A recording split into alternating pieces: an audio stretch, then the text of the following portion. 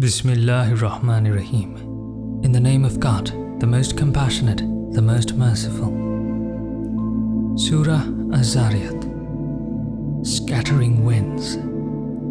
By the winds scattering dust, and the clouds loaded with rain, and the ships gliding with ease, and the angels administering affairs by Allah's command.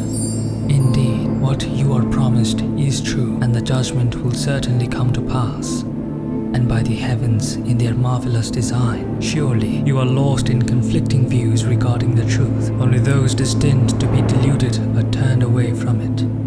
Condemned are the liars, those who are steeped in ignorance, totally heedless. They ask mockingly, "What is the day of judgment?" It is the day they will be tormented over the fire. They will be told, "Taste your torment. This is what you sought to hasten." Indeed, the righteous will be amid gardens and springs, joyfully receiving what their Lord will grant them. Before this reward, they were truly good doers in the world. They used to sleep only little in the night and pray for forgiveness before dawn. And in their wealth there was a rightful share fulfilled for the beggar and the poor. There are countless signs on earth for those with sure faith, as there are within yourselves. Can you not see? In heaven is your sustenance and whatever you are promised. Then by the Lord of heaven and earth, all this is certainly as true as the fact that you can speak. Has the story of Abraham's honored guest reached you, O Prophet? Remember, when they entered his presence and greeted him with peace, he replied, "Peace be upon you." Then he said to himself, "These are an unfamiliar people."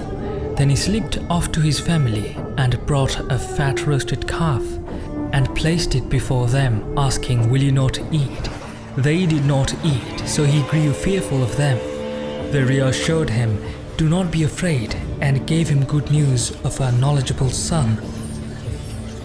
Then his wife came forward with a cry, clasping her forehead in astonishment, exclaiming, "A baby from a barren old woman!" They replied, "Such has your Lord decreed. He is truly the all-wise, all-knowing." Later, Abraham asked, "What is your mission, O messengers?" They replied, "We have actually been sent down to a wicked people, to send upon them stones of baked clay, marked by your Lord for the transgressors. Then, before the torment, we evacuated the believers from the city.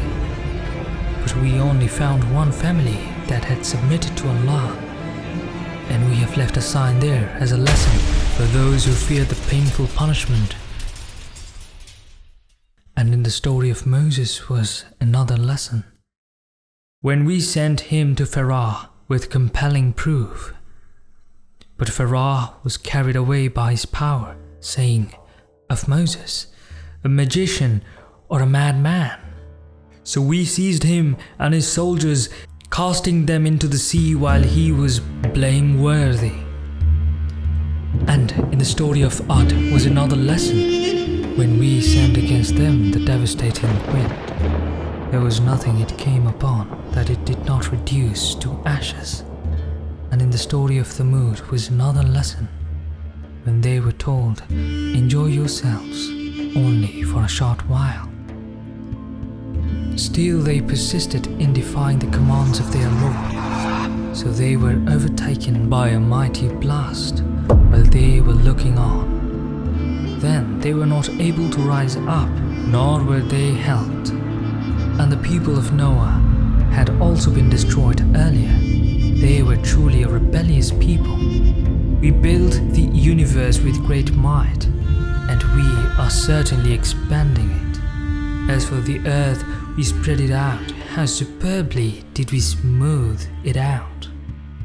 And we created pairs of all things, so perhaps you would be mindful.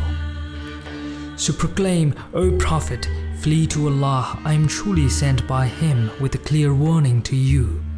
And Do not set up another God with Allah. I am truly sent by Him with a clear warning to you. Similarly, no messenger came to those before them without being told, a magician or a madman. Have they passed this cliché down to one another? In fact, they have all been a transgressing people.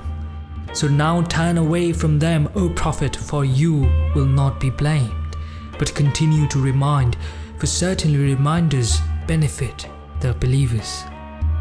I did not create jinn and humans except to worship me. I seek no provision from them, nor do I need them to feed me. Indeed, Allah alone is the supreme provider, Lord of all power, ever mighty. The wrongdoers will certainly have a share of the torment, like that of their predecessors, so do not let them ask me to hasten it. Woe then to the disbelievers when they face their day, which they are warned of.